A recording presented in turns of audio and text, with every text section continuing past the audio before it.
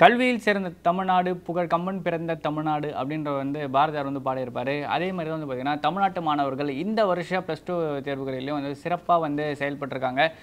ஏறக்குறைய 95% மாணவர்கள் பார்த்தீங்கன்னா தேர்வு எழுதினவங்க பாஸ் ஆகியிருக்காங்க. அதில் பார்த்தீங்கன்னா எல்லா வருஷமும் மாதிரி இந்த வருஷமும் பெண்கள் லீடு கொடுத்து ஃப்ரண்டேஜில் இருக்காங்க. அவங்கள விட ஒரு 3% கம்மியாக மாணவர்கள் பின்தங்கி இருக்காங்க. சரி, ஓகே, இதெல்லாம் தாண்டி இன்னும் ஸ்பெஷலான விஷயங்கள்லாம் இந்த வருஷம் +2 ரிசல்ட்டில் இருக்குதுன்னு சொல்லிட்டு இந்த வீடியோவில் டீட்டெயிலாக பார்க்கலாம். வாங்க, மறக்காமல் சப்ஸ்கிரைப் பண்ணிடுங்க.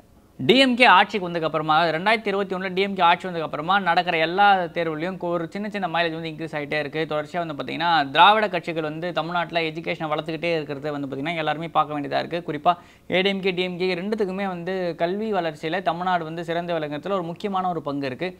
அப்படி இருக்கிறப்ப இந்த டிஎம்கே ஆட்சிக்கு வந்ததுக்கப்புறம் 2022 இந்த +2 மாணவர்களோட தேர்ச்சி விகிதம் பார்த்தீங்கன்னா 93.76% இருந்துச்சு. அதுவே 2023 94.03% பார்த்தீங்கன்னா இன்க்ரீஸ் ஆகிருந்துச்சு. அது இன்னும் ஒரு ஸ்டெப் இன்க்ரீஸ் ஆகி 2024 94.56% இருந்துச்சு. 2025 அதாவது இந்த வருஷத்தை பார்த்தீங்கன்னா 95.03%. அதாவது ஏறக்குறைய 95% பாஸ் அப்படின்ற ஒரு விஷயத்துக்கு நம்ம வந்திருக்கோம். குறிப்பாக நம்ம எல்லாருமே பார்த்தீங்கன்னா எக்ஸ்பீரியன்ஸ் பண்ணியிருப்போம். +2 10th தேர்வுலாம் எவ்வளோ ஒரு கஷ்டமான ஒரு சூழ்நிலையில் இருக்கும் அப்படின்னு சொல்லிட்டு. அது மட்டும் இல்லாமல் எக்கச்சக்கமான பார்த்திங்கன்னா ஸ்குவாடு அப்படி இப்படி செக்கிங் எல்லாமே பண்ணி க்ளீனாக செக் பண்ணி தான் அனுப்புவாங்க. ஆனால் மென்டலாக எந்த ஸ்ட்ரெஸ்ஸும் பண்ண மாட்டாங்க. நீட் எக்ஸாம் மாதிரி அந்த மாதிரியான சோதனைகள்லாம் இருக்காது. ஆனால் மாணவர்களை செக் பண்ணி தான் அனுப்புவாங்க. அது மட்டும் இல்லாமல் எக்கச்சக்கமான பார்த்திங்கன்னா எக்ஸ்டர்னல் ப்ரெஷர்ஸ் இப்போ பார்த்திங்கன்னா ஃபோன் எக்ஸ்போஷர் ஜாஸ்தியாக இருக்குது. சினிமா சார்ந்த விஷயங்கள், அதை தாண்டி இப்போ ஒரு சில பேருக்கு குடும்பத்தில் சார்ந்த பிரச்சனைகள் இருக்கலாம். ஒரு சில பேருக்கு கல்வியே கற்கிறதுல ட்ராவலிங் ஆகட்டும் சரி, ஸ்கூல்ஸில் டீச்சர்ஸ் இல்லாதாகட்டும் சரி, இந்த மாதிரியான விஷயங்கள்லாம் இருந்துச்சு.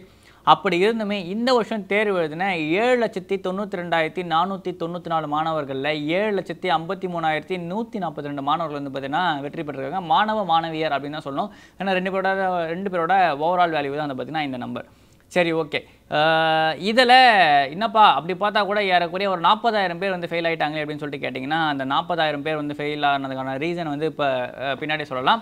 இதில் ஏறக்குறைய ஒரு 10,049 மாணவர்கள் பார்த்தீங்கன்னா எக்ஸாமுக்கே அவங்க போகல. அதனால் பார்த்தீங்கன்னா இதை அவங்கள கவுண்டில் எடுத்துக்கலாம் அப்படின்னு சொல்லிட்டு தெரியல. ஏன்னா அந்த எக்ஸாமுக்கு அவங்க ஆப்சென்ட் அப்படின்ற பட்சத்தில் அவங்க அதை ஃபெயிலாக தான் கன்சிடர் பண்ண வேண்டியதாக இருக்கும்.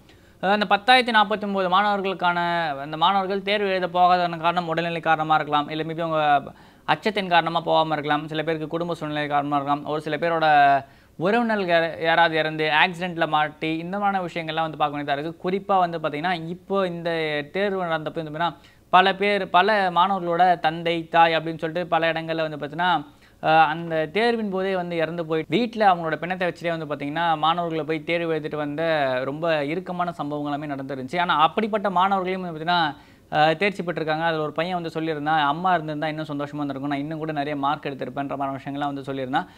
அந்த மாதிரியான மாணவர்கள் பாஸ் ஆகிருக்காங்கன்றதே ஒரு மிகப்பெரிய ஒரு விஷயம். அவங்களுக்கான அந்த கல்விக்கான வேல்யூன்றது என்ன தெரிஞ்சிருக்கு. ஏன்னா சில பேர் கல்யாணத்துக்காகலாம் கூட எக்ஸாமுக்கு போகாமல் கட்டடிச்சு சுற்றிட்டு இருக்க டைமில் பார்த்திங்கன்னா இந்த மாதிரி ஒரு கஷ்டமான ஒரு சூழ்நிலையிலையும் எக்ஸாமை போய் அட்டென்ட் பண்ணுறாங்க அப்படின்னா எஜுகேஷன் மேலே அவங்களுக்கு அந்த ஒரு பற்று அப்படின்றத நம்ம நிச்சயமாக பேசியே ஆகணும். இதுலேயும் தாண்டி பார்த்திங்கன்னா யார் ஃபஸ்ட்டு வந்திருக்கா அப்படின்னு சொல்லிட்டு கேட்டிங்கன்னா ஒரு 10-15 வருஷத்துக்கு முன்னாடி பார்த்தீங்கன்னா நாமக்கல் அப்படி இப்படின்னு சொல்லிட்டு இருப்போம். ஆனால் இந்த வாட்டி ஃபஸ்ட்டு வந்த மாவட்டம் எதுன்னு பார்த்தீங்கன்னா அரியலூர் மாவட்டம். ஏறக்குறைய 98.82% பார்த்திங்கன்னா இங்கே தேர்ச்சி விகிதம் இருக்குது. கடைசி இடம் யாருக்குன்னு பார்த்தீங்கன்னா கோட்டை மாவட்டம், வேலூர் தான். அதாவது பார்த்தீங்கன்னா வெயிலுக்கு மட்டும் இல்லைங்க, எங்கள் ஆளுங்க ஃபெயிலுக்கும் ஃபேமஸ் ஆனவங்கன்ற மாதிரி தான் பார்த்தீங்கன்னா வேலூரோட நிலைமை இருக்குது. ஏன்னா 90.79% தான் பார்த்தீங்கன்னா வேலூர் மாணவர்கள் தேர்ச்சி பெற்றிருக்காங்க. இந்த மாணவர்கள் ஏன் தேர்ச்சி பெறலை அப்படின்றத பார்த்தீங்கன்னா பள்ளிக்கல்வித்துறை பார்த்தீங்கன்னா நிச்சயமாக ஆராயணும். ஏன்னா தொடர்ச்சியாக ஒரு 4-5 வருஷமாக வட மாவட்டங்கள் ரொம்பவே பின்தங்கின நிலைமையில் தான் இருக்குது. கல்வியில் பார்த்தீங்கன்னா தேர்ச்சி விகிதம் குறைஞ்சிக்கிட்டே வருதுன்னு சொல்லிட்டு பாமக தலைவர் அன்புமணி ராமதாஸ் அடிக்கடி கோட் பண்ணிகிட்டே இருக்காரு. தர்மபுரி, கிருஷ்ணகிரி போன்ற மாவட்டங்கள்லாம் குறைஞ்சிக்கிட்டே போகுது, எஜுகேஷன் ரொம்ப கம்மியாக இருக்குன்ற மாதிரி விஷயங்கள் சொல்கிறாங்க. இந்த வாட்டி அதே மாதிரி பார்த்தீங்கன்னா திருவள்ளூர், ராணிப்பேட்டை, வேலூர் போன்ற மாவட்டங்கள்லாம் பார்த்தீங்கன்னா ரொம்பவே கம்மியாக இருக்குது. இதில் இன்னொரு முக்கியமான விஷயம் என்னென்னு பார்த்தீங்கன்னா மாணவிகளோட தேர்ச்சி விகிதம் நான் சொல்லியிருந்தேன் 3% டிஃப்ரென்ஸ் இருக்குன்னு சொல்லிட்டு அதை சொல்லிடுறேன்.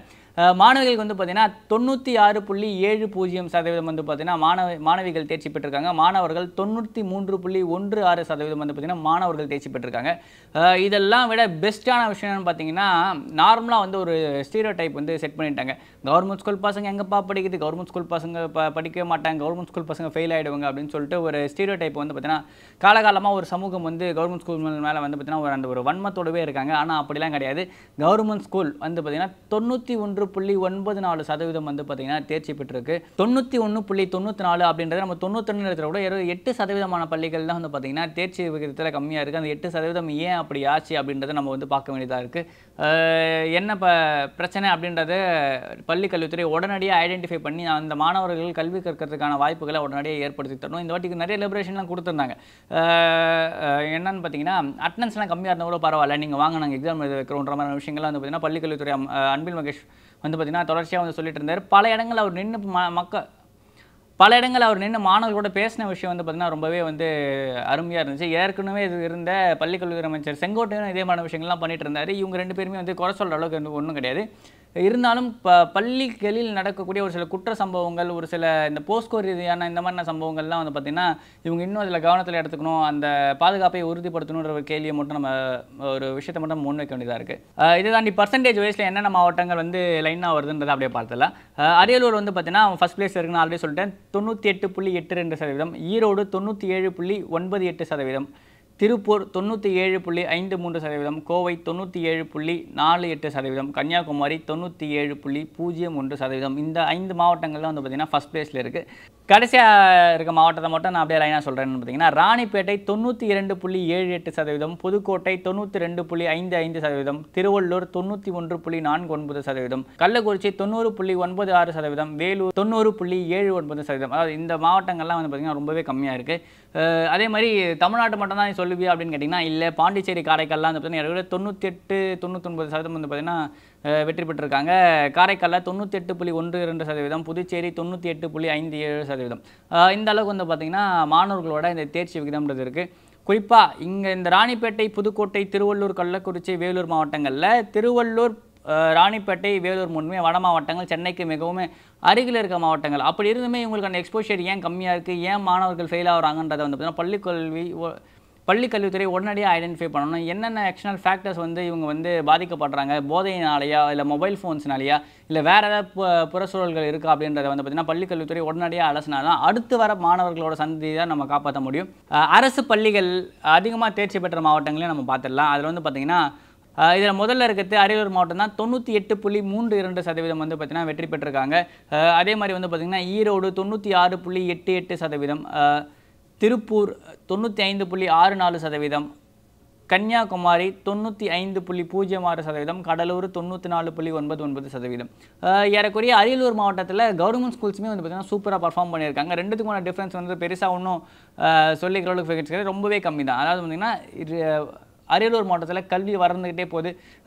எல்லாருக்குமே தெரியும் அரியலூர் மாவட்டம் எப்படி ஒரு பின்தங்கிய ஒரு சுச்சுவேஷனில் இருக்குது. பெருசாக கம்பெனிஸ் கிடையாது, சிமெண்ட் ரிலேட்டட் ஃபேக்ட்ரிஸ் மட்டும் தான் இருந்துச்சு. குறிப்பாக தங்கை அனிதா உட்பட பல பேர் வந்து பார்த்திங்கன்னா இந்த அரியலூர் மாவட்டத்தை சேர்ந்தவர்கள் தான். அப்படி இருக்கிறப்ப அந்த மாவட்டத்திற்கான அந்த முன்னேற்றம் அப்படின்றது கல்வியின் மூலமாக தான் கிடைக்கும். அப்படி ஒரு கல்வியை வந்து பார்த்திங்கன்னா இப்போ அந்த மாணவர்களுக்கு கிடைச்சிருக்கு. இதை தாண்டி அந்த மாணவர்களுக்கு உயர்கல்வியும் அது தொடர்பான அந்த வேலைவாய்ப்புகளையும் அரசு ஏற்படுத்தி தரணும் அப்படின்றது ஒரு மிகப்பெரிய ஒரு கோரிக்கையாக இருக்குது. அடுத்தபடியாக நம்ம எதை பார்க்க போகிறோம்னு பார்த்தீங்கன்னா பாடவாரியாக மாணவர்கள் எவ்வளோ பேர் வந்து பார்த்திங்கன்னா சென்டம் அடிச்சிருக்காங்க, அதாவது 100க்கு 100 மதிப்பெண்கள் பெற்றிருக்காங்கன்னு சொல்லிட்டு டீட்டெயிலாக பார்த்துடலாம்.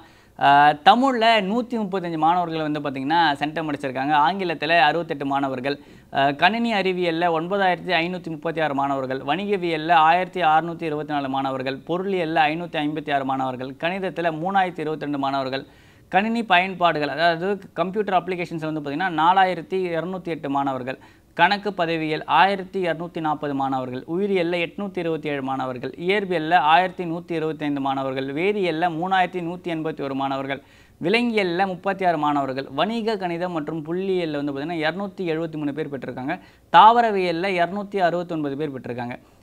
இந்த மாதிரி பாடவாரியாக வந்து பார்த்திங்கன்னா 100க்கு 100 வாங்கியிருக்காங்க. தமிழ் மாணவர்கள் தமிழில் 135 பேர் வந்து சென்டம் வாங்கியிருக்காங்க. இது வந்து பெரிய விஷயமா இருக்குது. அதை தாண்டி இவர்களுக்கெல்லாம் வந்து பார்த்திங்கன்னா எப்பயும் போல் வந்து நடிகரும் தமிழக வெற்றிக் கழக தலைவருமான நடிகர் விஜய் அவர்கள் வந்து பார்த்திங்கன்னா வாழ்த்துக்கள் சொல்லியிருக்காரு. 12ஆம் வகுப்பில் தேர்ச்சி பெற்றுள்ள தம்பி தங்கைகளுக்கு எனது மனமார்ந்த பாராட்டுகள். வாழ்வின் அடுத்த நிலைக்கு செல்லும் நீங்கள் தேர்ந்தெடுக்கும் துறைகளில் பற்பல சாதனைகள் புரிந்து தலை சிறந்து விளங்கிட வாழ்த்துகிறேன். விரைவில் சந்திப்பும், வெற்றி நிச்சயம் அப்படின்னு சொல்லியிருக்காரு. கட்சி ஆரம்பித்ததுக்கப்புறமா இவர் நடத்துகிற எல்லா இந்த மாநாட்டுக்கு அப்புறமா எல்லாமே கொஞ்சம் பரபரப்பாக பேசப்படுது. இந்த ஒரு ஈவெண்ட்டுமே வந்து பார்த்திங்கன்னா இன்னும் பரபரப்பாக பேசப்படும். போன வருஷம் கொஞ்சம் லேட்டாக நடந்துருந்துச்சு. அதுலேயும் ஒரு சில சிக்கல்லாம் இருந்துச்சு. என்ன கூப்பிடல ஒன்றும் கூப்பிடலன்னு சொல்லிட்டு அந்த மாதிரியான விஷயங்கள்லாம் இந்த வாட்டி கலைஞ்சி எந்த ஒரு பிரச்சனையும் இல்லாமல் டிவிக்கே வந்து இதை நடத்தும்னு சொல்லிட்டு நம்ம நம்பலாம். அதே மாதிரி வந்து எல்லாருமே வந்து பார்த்திங்கன்னா வாழ்த்து தெரிவிச்சிருக்காங்க. குறிப்பாக பள்ளி கல்வித்துறை அமைச்சர் அன்பில் மகேஷ் வந்து பார்த்திங்கன்னா இன்னுமே ஒரு சில விஷயம்லாம் சொல்லியிருக்காரு. பெற்றோர்கள்லாம் யாரும் திட்டாதீங்க, உங்களுக்கு வந்து நாங்கள் ஜூனில் இன்னொரு வந்து வாய்ப்பை ஏற்படுத்தி கொடுக்குறோன்ற மாதிரி விஷயங்கள்லாம் வந்து சொல்லியிருக்காரு. அதே மாதிரி இன்னொரு முக்கியமான விஷயமும் நடந்திருக்கு. என்னென்னு பார்த்தீங்கன்னா தமிழ் பாடத்திட்டத்தில் 99.20 மாணவர்கள் வந்து பார்த்திங்கன்னா சதவீத மாணவர்கள் வந்து வெற்றி பெற்றிருக்காங்க. அதாவது ஆண்கள் வந்து 98.7%, பெண்கள் வந்து 99.62% வந்து வெற்றி பெற்றிருக்காங்க. ஆங்கிலத்தில் 98.50% வந்து ஓவராலாக ஜெயிச்சிருக்காங்க. ஐ மீன் பாஸ் ரேட்டுன்றது இருக்குது. அதே மாதிரி அதில் ஆண்கள் வந்து பார்த்திங்கன்னா 97.90%, பெண்கள் 99.04% வந்து வெற்றி பெற்றிருக்காங்க. தமிழ் இங்கிலீஷ் ரெண்டுத்துலையுமே பார்த்தீங்கன்னா மாணவர்கள் வந்து ஏறக்குறைய 98-99% வந்து வின் பண்ணியிருக்காங்க. ஒரு சில கட்சிகள் வந்து தமிழ்நாட்டு மீது பரவலாக வந்து வைக்கிற ஒரு குற்றச்சாட்டு என்னென்னா, அவங்க என்னது மும்மொழி கொள்கையை எதிர்க்கிறீங்க, உங்களுக்கு தமிழே படிக்க தெரியல அப்படின்னு சொல்லிட்டு. ஆனால் நம்ம மாணவர்கள் வந்து ஏறக்குறைய எக்கச்சக்கமாக பாஸ் ஆகியிருக்காங்க. மற்ற ஸ்டேட்ஸை கம்பேர் பண்ணுறப்போ லாங்குவேஜ் பேப்பர்ஸ்லையுமே நம்ம பசங்க நல்லாவே பர்ஃபார்ம் பண்ணியிருக்காங்கன்றதை நம்ம பார்க்க வேண்டியது இருக்குது. அதே மாதிரி மாணவர்கள் வந்து ஒருவேளை தேர்ச்சி பெறல, மார்க் வந்து கம்மியாக இருக்குது அப்படின்ற மாதிரி விஷயங்கள் வந்து வருத்தப்பட்டு இருந்தாங்க அப்படின்னு சொல்லிட்டு மேபி மாணவர்கள் அப்படின்னு சென்ஸ் மாணவர்களாகி நீங்கள் வருத்தத்தில் இருந்தாலும் சரி, இல்லை உங்கள் தம்பியோ தங்கச்சியோ யாரோ ஒருத்தர் +2 ரிசல்ட்டால் வந்து வந்துட்டு ஃபீல் பண்ணிவிட்டு உட்காந்துட்டு இருந்தாங்கன்னா அவங்கள வந்து பார்த்திங்கன்னா 144116 அப்படின்ற ஒரு எண்ணுக்கு வந்து பார்த்திங்கன்னா இது பண்ண சொல்லுங்கள். தமிழ்நாடு அரசு வந்து பார்த்திங்கன்னா அவங்களுக்கு மனநலன் சார்ந்த ஆலோசனைகளை வழங்குறதுக்கு ஒரு குழு வச்சுருக்காங்க. அந்த குழு வந்து பார்த்திங்கன்னா அவங்களுக்கு வந்து நல்ல ஒரு கைடன்ஸ் கொடுப்பாங்க. அடுத்த தேர்வில் எப்படி வெற்றி பெறலாம், ஜஸ்ட்டு மார்க் மட்டுமே வந்து உங்கள் வாழ்க்கையை தீர்மானிக்காதுன்ற மாதிரி விஷயங்கள்லாம் வந்து சொல்கிறதுக்காக வந்து ரெடியாக இருக்காங்க. யாரும் தவறான முடிவுகளை எடுக்கக்கூடாது அப்படின்றது தான் வந்து பார்த்திங்கன்னா இந்த விஷயத்தோட ஒரு ஹையஸ்ட் இதுவாக இருக்குது. இதில் இன்னொரு முக்கியமான விஷயம் சொல்லணும் அப்படின்னு பார்த்திங்கன்னா, ஃபஸ்ட்டு மார்க் வந்து 600க்கு 599. ஏன்டா ஃபஸ்ட்டு மார்க்கே லாஸ்ட்டாக சொல்கிறேன் அப்படின்னு நீங்கள் யாராவது வந்து கோவப்படுறது தெரியும். மார்க் மட்டும் விஷயம் கிடையாது. அதுக்காக தான் வந்து பார்த்திங்கன்னா அந்த ஃபஸ்ட் மார்க் அப்படின்ற விஷயத்தை வந்து நான் ஓப்பனிங்கில் சொல்லவே கிடையாது. நிறைய மாணவர்கள் 599 மார்க் எடுத்திருக்காங்க. எந்தெந்த மாவட்டம் அந்த மாணவர்களோட பேரெல்லாம் சொல்லணும்னு எனக்கும் ஆசை தான். ஆனால் அது மார்க் எடுக்காத மாணவர்களை எந்த வகையிலும் பாதிக்கக்கூடாது அப்படின்ற காரணத்துக்காக தான் இந்த மார்க் சார்ந்த விஷயங்களை நான் லாஸ்ட்டாக சொல்கிறேன். எவ்வளோ பேர் பாஸ் பண்ணாங்கன்ற விஷயத்தை மட்டும் தான் நான் ஃபஸ்ட்டு சொல்லியிருந்தேன். ஸோ மார்க் எடுக்காத பிள்ளைகளை யாரும் திட்டாதீங்க, உங்களுக்கு இன்னொரு வாய்ப்பு இருக்குது. வாழ்க்கை மாற்றத்தை நோக்கி நகர்ந்து கொண்டே இருக்கும். மார்க் எடுக்காத எவ்வளோ பேர் வந்து அப்படின்னா IAS ஆகும், IPS ஆகும், அரசியல்வாதியாக ஆகி நாட்டையே வந்து ஆண்டிருக்காங்க. அதனால் மார்க் எடுக்க வேண்டியது அவசியம் இல்லைன்னு நான் சொல்ல வரல. ஆனால் மார்க் மட்டுமே எல்லாத்தையும் முடிவு பண்ணிடாது. அதை நல்லா ஞாபகம் வச்சுக்கோங்க. நன்றி, வணக்கம்.